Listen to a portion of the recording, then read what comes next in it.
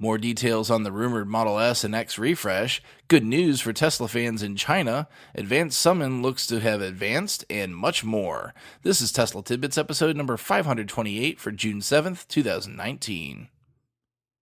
This show is sponsored by my supporter Richard. If you're in the market for a Model S, X, or 3, please consider using his referral code.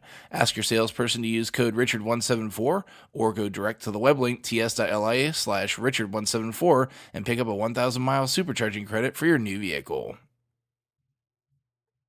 All right, folks, I apologize in advance. I'm kind of starting to come down with something, so if my voice is a bit raspy for this episode, you know why. I'm going to try and do my best here.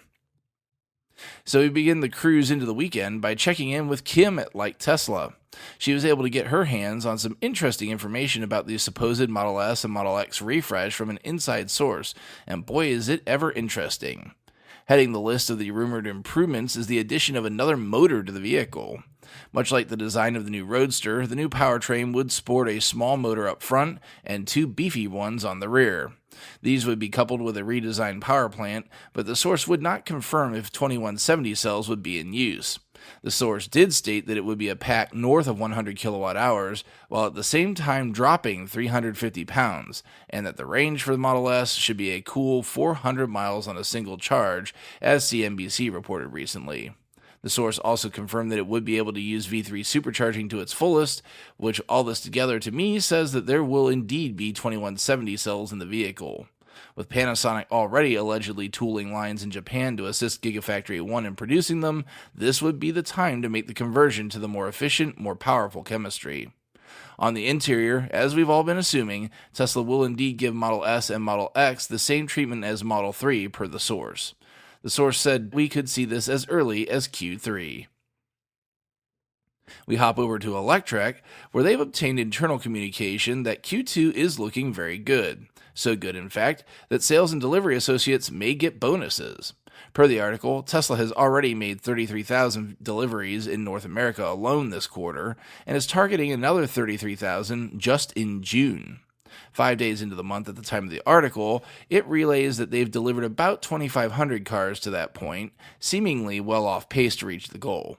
If the company does make the goal, sales associates will pick up a $1,200 bonus for their efforts, and delivery associates will nab $550, which is the first time delivery employees have reportedly received a bonus tied to deliveries. If the company manages 36,000 deliveries in June, those bonuses double. Good luck to the sales and delivery teams. You've got your work cut out for you, but I believe you can get it done. Sticking with Electrek, we have some good news for not only potential Tesla owners in China, but all EV owners in China. Due to traffic and pollution problems in some of the larger cities in China, local governments sometimes impose license plate quotas to restrict the number of new vehicles sold in the area. For many of those cities, the restriction applies to all vehicles, even EVs which do not contribute to the pollution problem. But a new policy from the National Development and Reform Commission seeks to change this. Quote, "The National Development and Reform Commission, NDRC, China's state planner, said in a statement that it is stopping local governments from imposing new restrictions on car purchases and canceling existing ones that apply to new energy vehicles." End quote. This is huge news for EV fans in general in China, as there's no longer any barrier other than affording the vehicle to get a new EV. It's also great news for Tesla, as they'll have no artificial delivery limits due to the restriction any longer, making Gigafactory 3 an even better investment than it already was. Just a quick hitter here thanks to the Tesla Show, tweeting out a video of Advanced Summon running on software version 2019.20. This finally looks to be something that people can actually use in real life, as the car reaches its owner after pulling out of a parking spot at a very reasonable speed.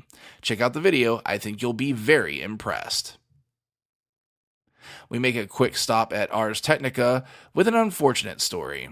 Those that recall the tumultuous pricing changes to full self-driving recently will remember that owners that had purchased prior to all the changes were promised admission to the Early Access program for software testing.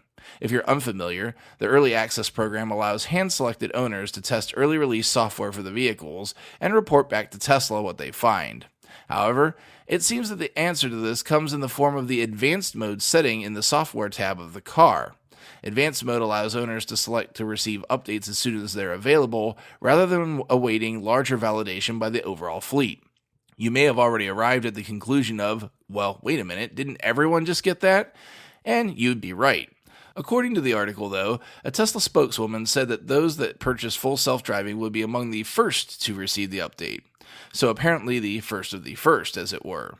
This, of course, is not the same as the Early Access program, which is probably a large disappointment for many owners. I suspect that when that was offered, nobody realized exactly how many people would need admitted to the program, and the company had to walk back the offer. Finally, we end the show with an Ask Tesla Tidbits question. Thanks to Jonathan Davies, who tweeted at Tesla Tidbits to ask, quote, thoughts on last day to order if one wants delivery by end of quarter? Also, think they will discount inventory / test drive Model 3s for end of quarter push? End quote. Jonathan, I'd be getting on it pretty quickly. Deliveries are going to very likely be packed again to end the quarter, see the second story, especially if you live in a larger market and especially if you're ordering a Model 3. I personally wouldn't order any later than the 10th and expect to get a car this month. As to discounts on Model 3, they can't make them fast enough as it is, so I'm doubting you'll be seeing any hard incentives on Model 3. Model S and Model X, on the other hand, you might run across something or another as we've seen before. As I've already covered on another show, we're already seeing the soft benefit of unlimited lifetime supercharging returning for inventory Model S and Model X purchases. Thanks for dropping me a line. You too can have a chance to get your question on the show by tweeting at Tesla Tidbits and use the hashtag AskTeslaTidbits in the tweet. Lastly for the week, some show housekeeping. Work is sending me to San Diego this week to attend Cisco Live, so if you happen to be there, say hi. But due to this, show production could be spotty at best. Everyone might get a peek behind the curtain and see what the mega patrons get each week, as I will be unlikely to have my gear with me and unlikely to be able to be editing things as a consequence. I'll do my best to get you some sweet Tesla news, but if none is coming, as always, make sure you follow at Tesla Tidbits on Twitter to see if a show is coming as scheduled. That'll do it for today's show. Thanks very much to the super patrons supporting the show at the $10 plus level at patreon.com/Tesla Tidbits. They are Drew Schuyler, John Waller, Ryan Scarborough, Lee Sweet, William Henry Crew III, Dorian Steve Guberman, Bruno Quindici, Joey Boots, Ralph and Cheryl Waterhouse, Adam Raymer Brown, Megawatt Photovoltaic Development, Todd Sullivan, Robert Healy, Mitch Long, Zortec LED Canada, Morven Ogg, Blake Thompson, Raymond and Deborah Malkowitz, T Sportline, Michael Pastroni, Travis and Cheyenne Rush, Cookie UK, Chris Hovis, Craig Murphy, Vicky Kirk, Ricky Johnston, Bien Concepcion, Nathan Garza, Paul Gaona, and Ed Patterman.